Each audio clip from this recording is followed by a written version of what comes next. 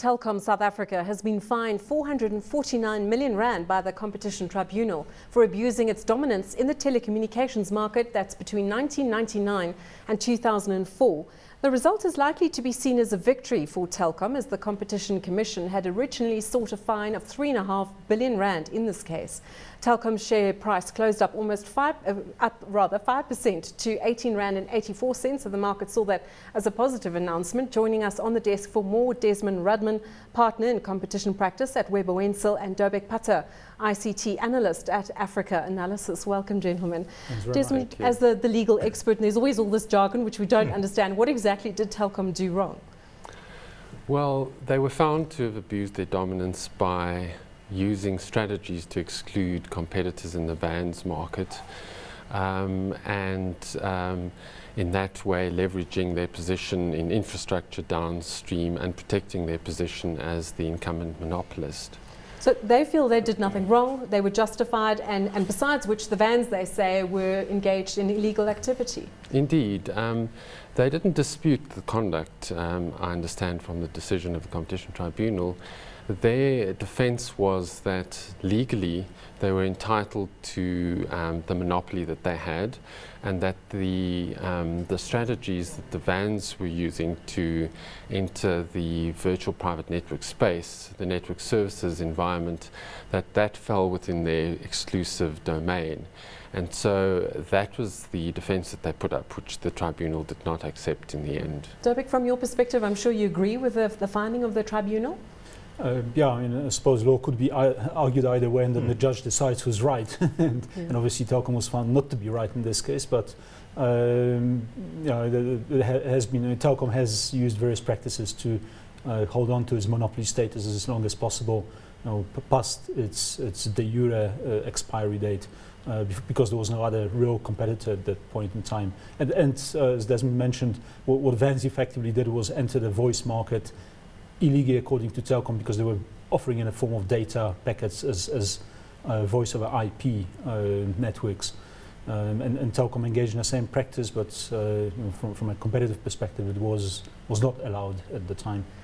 If we talk about the fine, the Commission bringing it to court saying we need a hefty fine here, we're serious, we need to make an example of the semi-state-owned organisation, 3.5 billion. It was whittled down to just under 450 million. On what basis was the original fine calculated, and why the leniency then? Well, I think that it's important to recognise that the Competition Commission always seeks the maximum penalty. So I don't think that the 3.5 billion rand was ever a realistic expectation, certainly not from legal practitioners. We're used to the fact that the Commission always seeks the 10% of turnover penalty.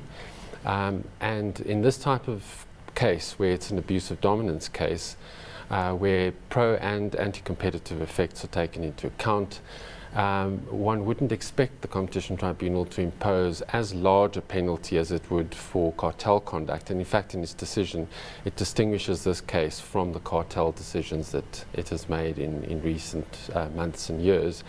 And so I don't think that the 3.5 billion rand should be the benchmark. I think that the penalty probably came in slightly lower than we expected, but not significantly so. And certainly 500 million rand is a significant penalty. It's one of the largest that the tribunal has imposed to date. So it's still an example. We had the Competition Commission representative here earlier, Dobek, and to her this was a victory, being able to just state, put it out there that this is unacceptable behaviour. And from here onwards, I suspect it might be that others, you said Telkom had been engaged in various activities like this, so it might be opening the door for other such cases? Well, it's very difficult in the telecommunications market because Telkom was their monopolist. There were no other large operators that could have behaved in the same manner. And now it's cases a completely different Telkom, environment. Yeah, possibly we could see more cases coming out, but I think this would be the sort of pretty much the defining or definitive case, because that was the main gripe of the small competitors at the time, the restrictive practices on the part of Telkom. Yes. Could I just ask, so is the implication of this fine that the cost to society of unfair practices, either on the part of Telkom and somewhat on the part of the VANS, is only 500 million rand? Is that what this means? No, not at all. This is an administrative penalty which is intended to be a signal to to firms not to engage in this kind of conduct and to be punitive.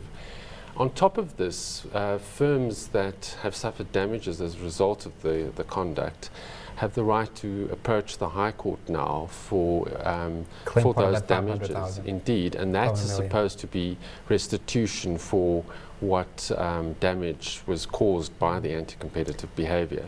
So that could, in fact, be as large, if not bigger, than the penalty, depending on the circumstances. Dobek, Telkom has financial worries and operational worries as things stand. So they're piling up at this rate if there'd be more court cases such as these. Oh, it certainly would, yeah. And even I think with the current penalty, it's whilst it's much smaller than what was originally bandied about, it's quite significant. I mean, R500 million rands is not insignificant. Represents about 10% of Telkom's average capex that it invests in the market to upgrade its network, expand. So it certainly, I think, is going to have a bit of a knock-on effect and in the life of Telkom management. Wayne, if I could bring you in here, we still have this debate about whether or not we should be nationalising Telkom in total. Why? Well, wouldn't that just put an end to all of this talk? No, look, the government effectively controls Telkom already with 20%. I mean, we saw that the Korea Telecoms deal wasn't turned down at a Telkom board meeting or a Telkom shareholders meeting, it was turned down at a cabinet meeting. So why nationalise something and spend money buying out the other 80% where effectively you control it already? You appoint the board directors, you appoint the chairman, you appoint the chief executive. Why? You've already, it's already nationalised, so why go and nationalise it now? I cannot see that happening. Dobek, if you agree with that, then what's the point of even buying shares in Telkom? And if you, of course, fewer people are interested. Not fully. I mean, the government, between the government and the PIC, the investment company that the government owns, they just have over 50% of Telkom shares, so they have a significant influence at board level. But one thing they cannot, they still expect Telkom to act on a commercial basis. But if they want Telkom to be a vehicle, the driver of the government broadband and ICT policy rollout in South Africa over the next decade or longer, they cannot expect Telkom, for instance, to spend money without a prospect of profit to deploy networks in unprofitable rural areas, which is, if they own Telkom 100%, that in fact they can dictate Telkom to do so and subsidize it with taxpayers' money, but achieve the policy aims. So, and Telkom is still the only operator in this country with the reach and the infrastructure nationally to be able to do so. Yetlelo, Telkom's history is littered with ill-advised mistakes, which is costing taxpayers, it's costing shareholders. Something surely ought to be done. Yeah, I think the only thing that I'm concerned about, I really don't care about many things with regard to the telecom sector. The only thing I'm concerned about is that the cost of telephony, both voice and data, is in this country enormously high. And Telkom is the poorest of the rich companies in this sector, and yet the government has this weird idea that it should use a weaker guy to try to provide lower cost services, when the richer guys who are using all sorts of hocus pocus to extract value from the economy without contributing back value to the economy. So I don't think buying back Telkom helps. I think we just need some really smart thinking from the government to do what Kenya did. Set interconnect rates low enough to bring the cost of telephony down. Desmond, Telkom will appeal this decision, presumably. Well, we'll have to wait and see. Judging from the strategy to date, which was to keep the matter out of court, if you like, for as long as possible, they could very well appeal. The difficulty with that strategically is they would have to be confident that they have a good case on appeal, because just keeping it in court for longer might not necessarily serve their ends, because of the fact that their damages claims waiting in the wings, and those parties can go to the Competition Tribunal now, get certificates that that Telkom has acted unlawfully, and on that basis, interest starts running. Desmond, thank you. And Dobek, thank you. Desmond Rudman is from Weber Wenzel, Dobek Pata from Africa Analysis.